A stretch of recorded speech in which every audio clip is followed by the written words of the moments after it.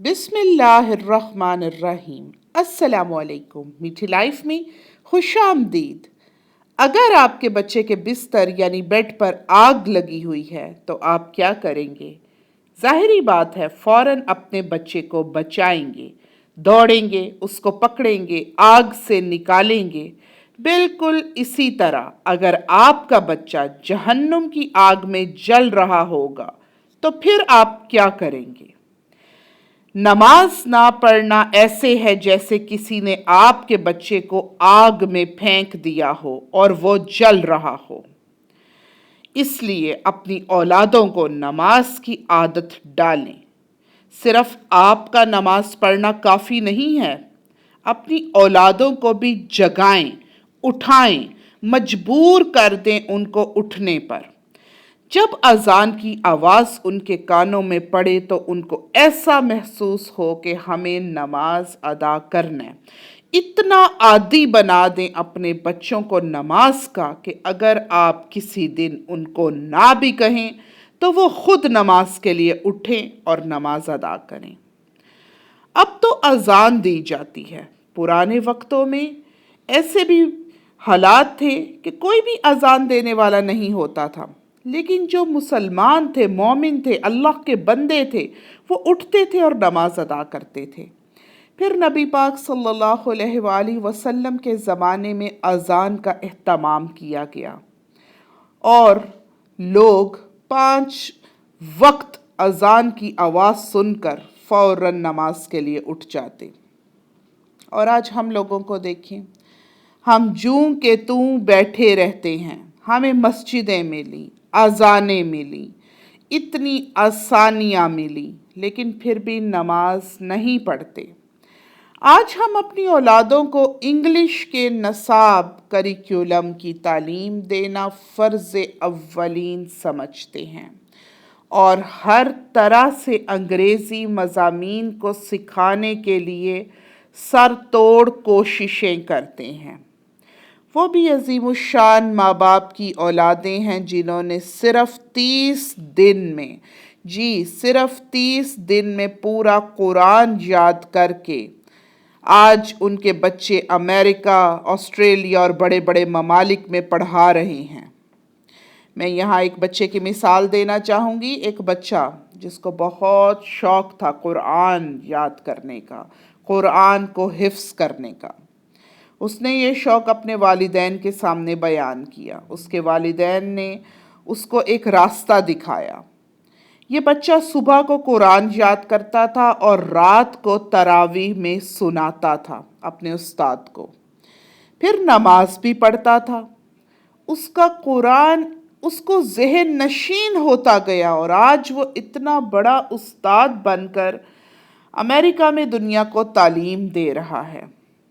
دیکھیں، اگر ہماری نیت خالص ہوگی کہ ہم نے اپنی اولادوں پر محنت کر کے ان کو نمازی بنانا ہے تو اللہ پاک ہمارے لیے راستے کھولتے جائیں گے، ہماری اولادوں کو بھی تابعدار بناتے جائیں گے۔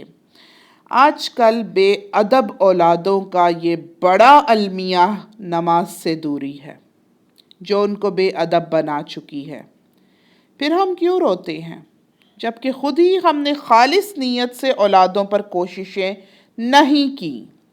ان کی دنیاوی پڑھائی لکھائی پر تو زندگی ختم کر دی لیکن دین نہ سکھا سکے۔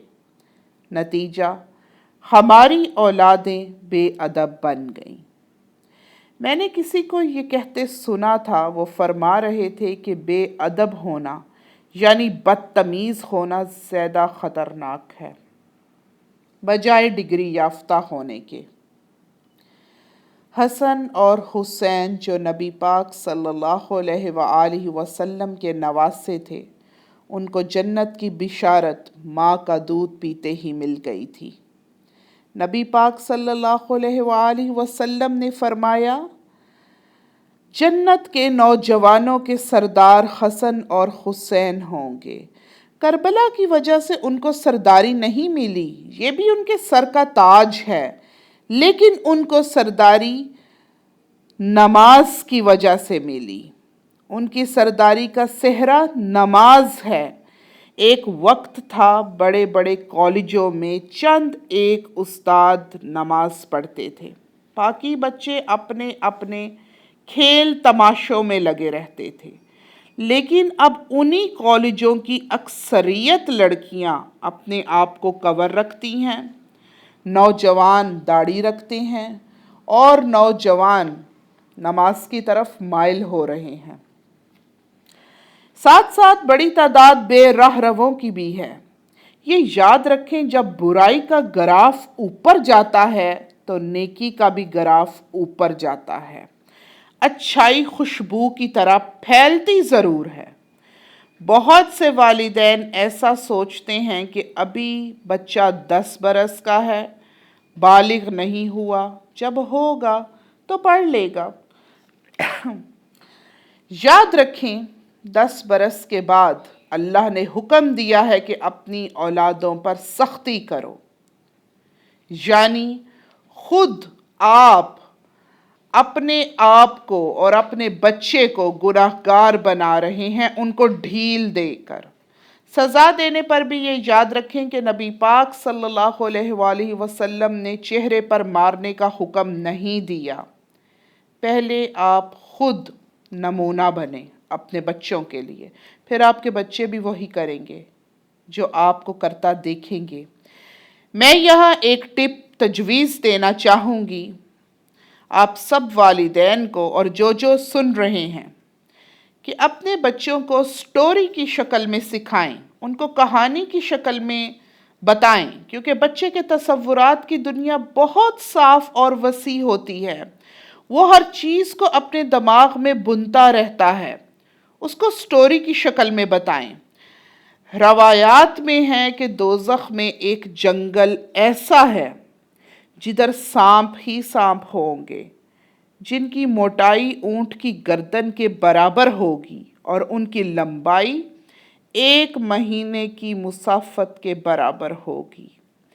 اس میں نماز چھوڑنے والوں کو عذاب دیا جائے گا۔ ایک اور جگہ ہے جو میدان جیسی ہے، وہ بچھوؤں کا گھر ہے، اور ہر بچھو کا سائز خچر یعنی گدھے کے برابر ہوگا۔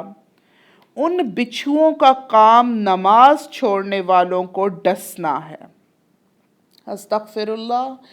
یہ جہنم کی تصویر کشی ہمیں اپنی احادیث کی کتاب اور ہمیں اپنی روایات میں بتا دی گئی ہے۔